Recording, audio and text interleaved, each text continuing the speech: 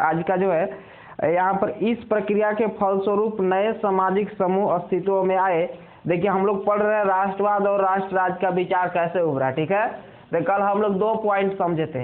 एक पॉइंट समझे थे कि यूरोप के जो समाज था 2 भागों में बटा हुआ था, एक किसान और एक कुलीन वर्ग में। दूसरा का देखे थे कि पश्चिमी और मध्य यूरोप के हिस्सों के औद्योगिक उत्पादन और व्यापार में वृद्धि से शहरों का विकास और वाणिज्यिक वर्गों का उदय हुआ। ये दूसरा कारण देखे थे। और तीसरा का कारण जो आज आपको लिखना है, तीसरा का कारण क्या है लिख लीजिए। तीसरा का है इस प्रक्रिया के फलस्वरूप, इस प्रक्रिया के फलस्वरूप लिखिए आप लोग, हम बोल रहे हैं।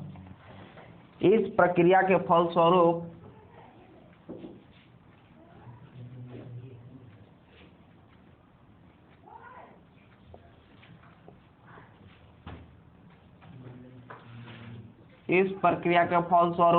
लिख लिए सब लोग, नए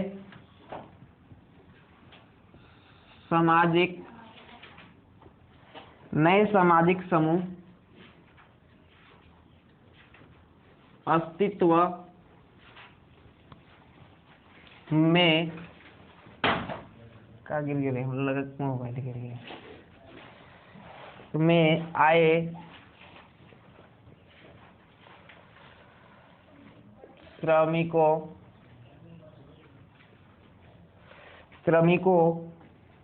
या श्रमिक वर्ग के लोग, श्रमिक लोग के लोग और मध्य वर्ग जो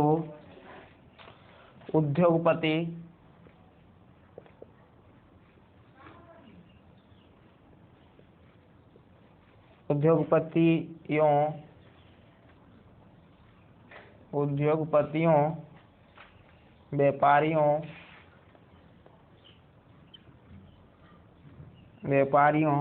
और सेवा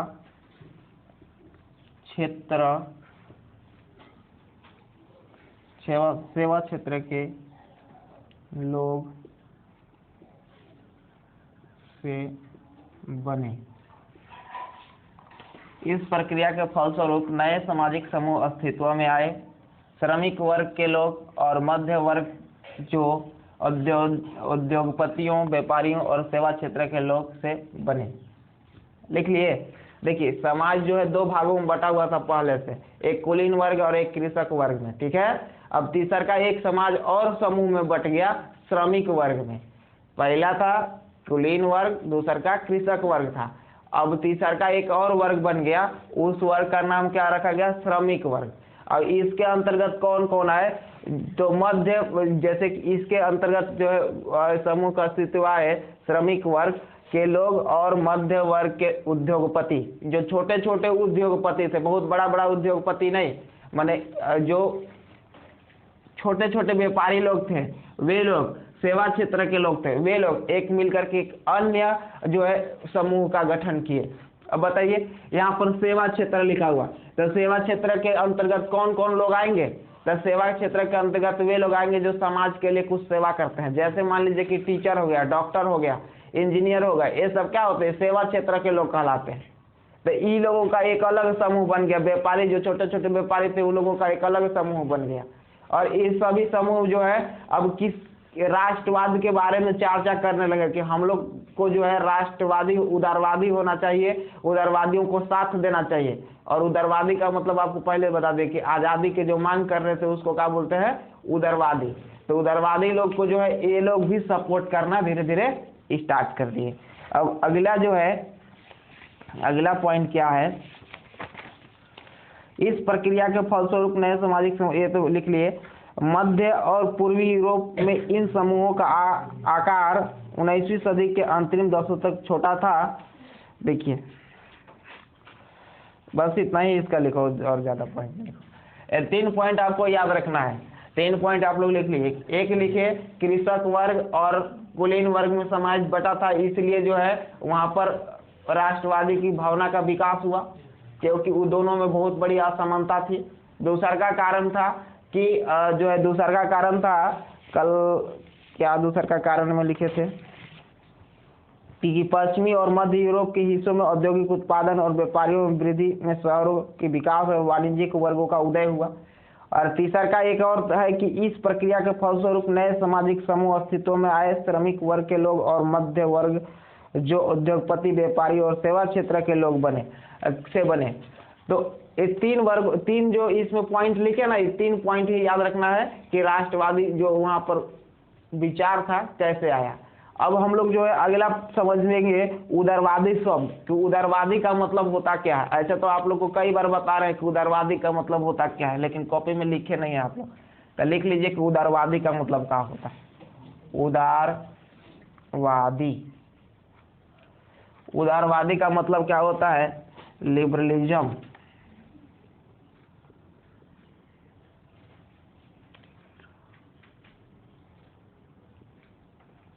लिबरलिज्म लिख लीजिए, इसका अर्थ क्या होता है। लिबर एक लातिन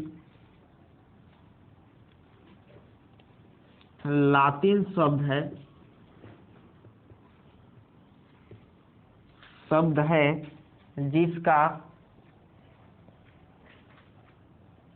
जिसका अर्थ है आजाद, जिसका अर्थ है आजाद या स्वतंत्र।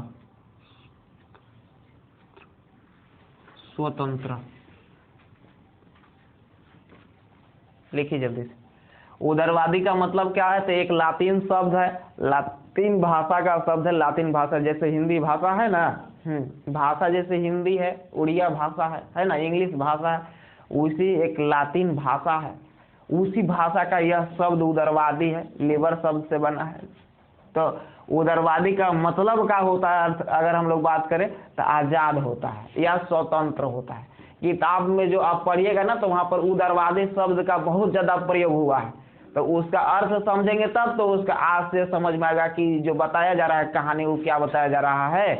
तो उदारवादी का मतलब क्या होता है? स्वतंत्रता। अब पूछा जाएगा कि उदारवादियों, तो उदारवादियों किसको कहेंगे? तो जो स्वतंत्रता की मांग कर रहे थे उसको क्या कहेंगे? उदारवादियों कहेंगे। यहाँ पर जो है आगे क्वेश्चन उदारवादियों से संबंधित रहता है, इसलिए आपको याद करके रखना है कि उदारवादी का मतलब क्या हुआ। तो जो लोग आजादी की मांग कर रहे थे उन लोगों को उदारवादी कहेंगे। ठीक।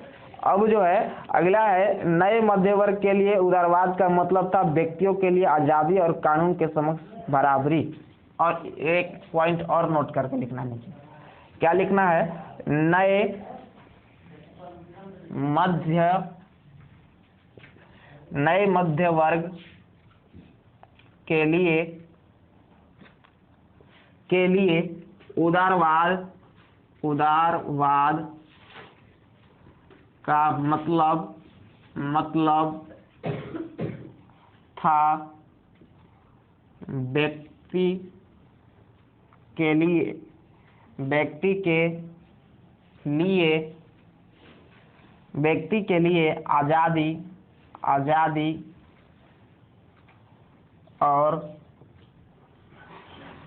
और कानून के समक्ष सबकी बराबरी।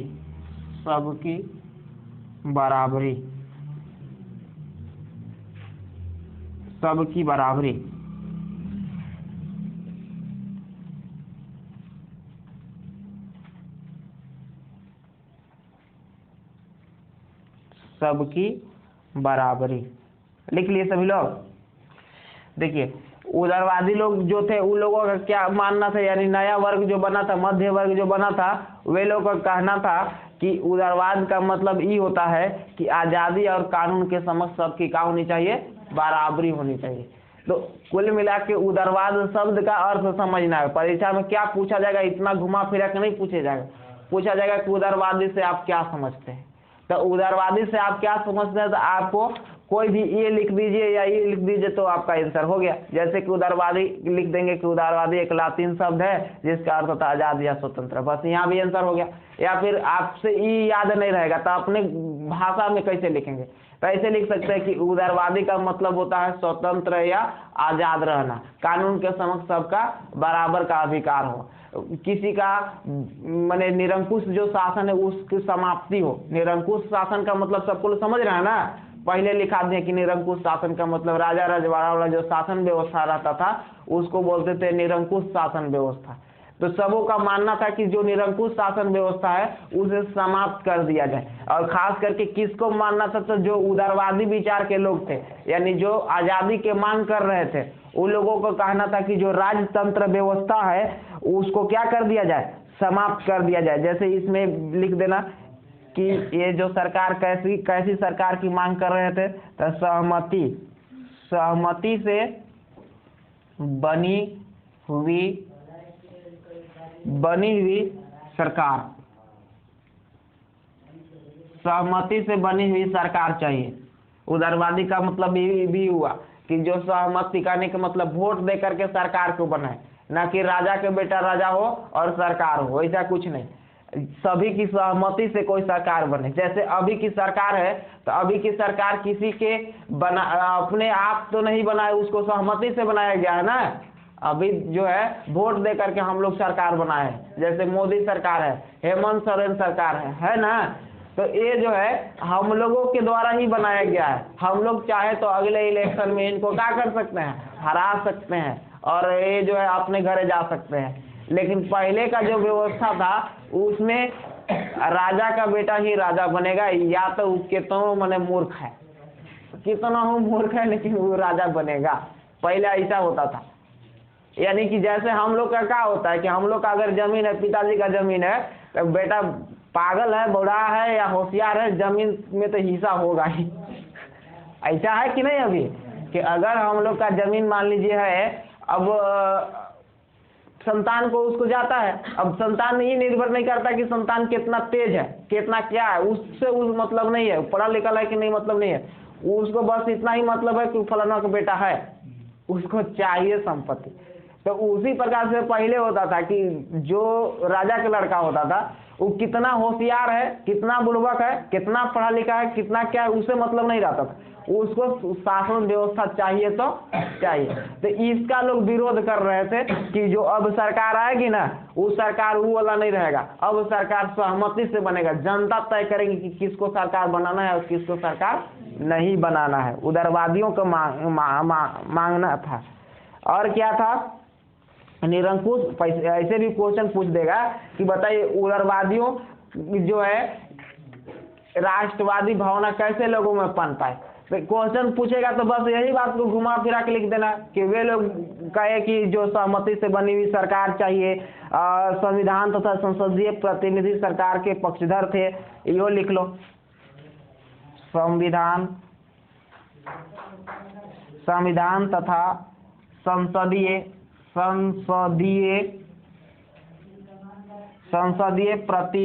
प्रतिनिधि सरकार के पक्षधर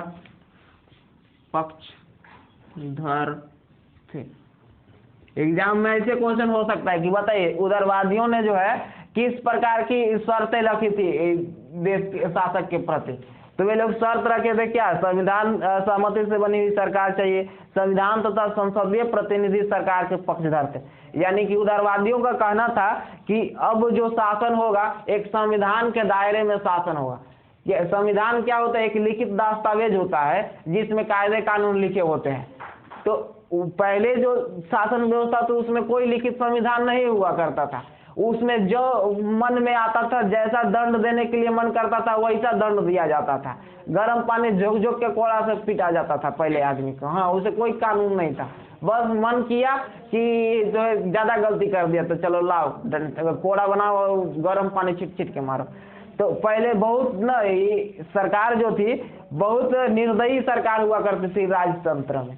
तो लोगों का मानना था कि देखिए अब संविधान के दायरे में कानून जो है, आप किसी को दंड दीजिए या जो भी कानून लगाना है कानून लगाइए, और सबके लिए हो संविधान, न कि केवल एक विशेष लोगों के लिए हो, किसी विशेष को छुटकारा हो, वैसा नहीं।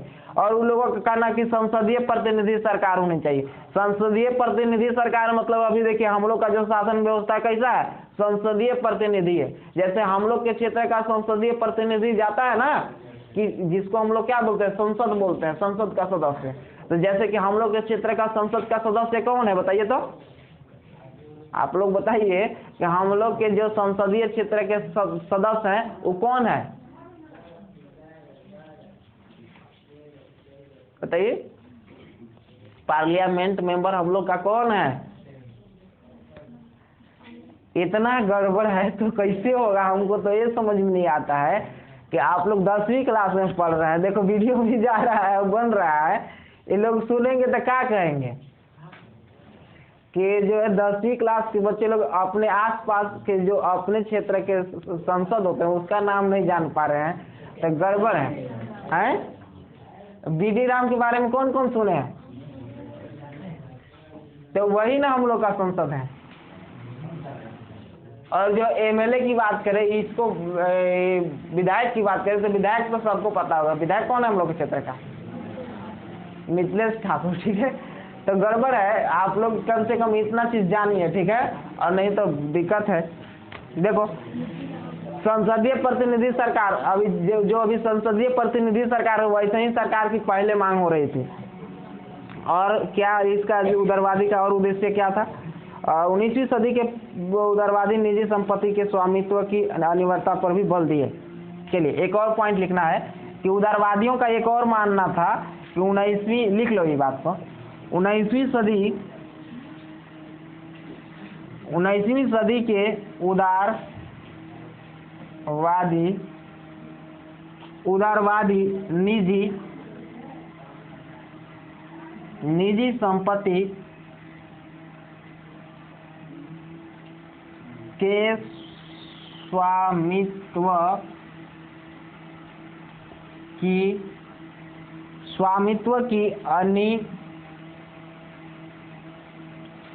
अनिवार्यता पर भी बल देते थे।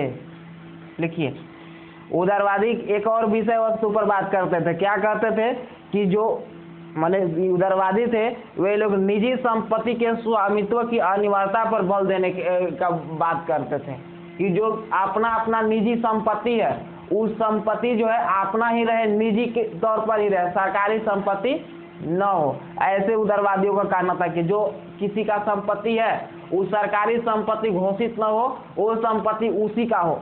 जैसे अभी जो संपत्ति का कानून है, तो संपत्ति का कानून सरकार के माने जो संपत्ति है कानूनी अधिकार है, हम लोग का संपत्ति पर अधिकार नहीं है। जैसे अगर हम लोग का भूमि है तो भूमि हम लोग के लिए, हम लोग का नहीं है, वैसे कहो तो सरकार का उस पर अधिकार है। या अगर हम लोग के पास 10-20 लाख रुपए पैसा भी हो जाता है तो पैसा हम लोग का नहीं, वो पैसा पर किसका अधिकार है, सरकार का अधिकार है। सरकार चाहे तो उसको जब्त भी कर सकती है। और ऐसे भी आप लोग को पता होगा कि अगर हम लोग का रहता तो हम लोग क्यों टैक्स देते हैं, जिसके पास पैसा ज्यादा हो जाता है ना, वे लोग क्या करते हैं, टैक्स सरकार को देते हैं। क्यों देते हैं, क्योंकि सरकार का संपत्ति है, वो आपका नहीं है, आप भाड़ा देते हो तो आप उसका उपयोग करते हो। समझ में आ गया। तो संपत्ति का अधिकार जो, लेकिन उदारवादियों का कहना था कि संपत्ति का अधिकार सरकारी न हो, निजी ही रहे, जिसकी संपत्ति हो उसी का उस पर अधिकार हो। लेकिन जो है पहले कुछ दूसरा व्यवस्था हुआ करता होगा। अब अभी के संपत्ति का अधिकार तो सबको पता है कि संपत्ति अधिकार कैसा मौलिक अधिकार है कि कानूनी अधिकार है। तो कानूनी अधिकार है, मौलिक अधिकार नहीं है, क्योंकि मौलिक अधिकार से इसको 42वां संविधान संशोधन 1976 में इसको जो है हटा दिया गया है और कानूनी इसको बना दिया गया है। अगला जो है हम लोग समझेंगे कि उदारवाद में समस्या। जो उदारवादी लोग थे उसमें कोई सब तो लाभ होला। अभी हम लोग पॉइंट पढ़े कि उदारवादी जो करना चाहते थे सब बढ़िया बढ़िया काम करना चाहते थे, लेकिन कुछ वैसे भी कार्य करने होंगे जो उसके लिए समस्या उत्पन्न करता होगा। तो अब हम लोग जो है उदारवादी की जो कानून व्यवस्था बनाए जा रहे थे उसमें क्या समस्याएं थी, उस समस्या के बारे में हम लोग समझेंगे कि उदारवादी में समस्या क्या थी। तो इसको मिटा देते हैं।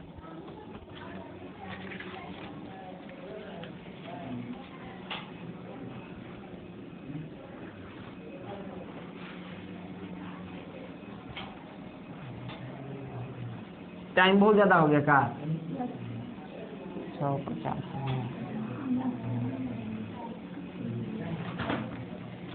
चलिए अब जो है थोड़ा सा लिख लो। देखो क्वेश्चन ही है, क्वेश्चन क्या है प्रश्न करके लिखेगा तो आपको बढ़िया समझ में आएगा। ठीक है,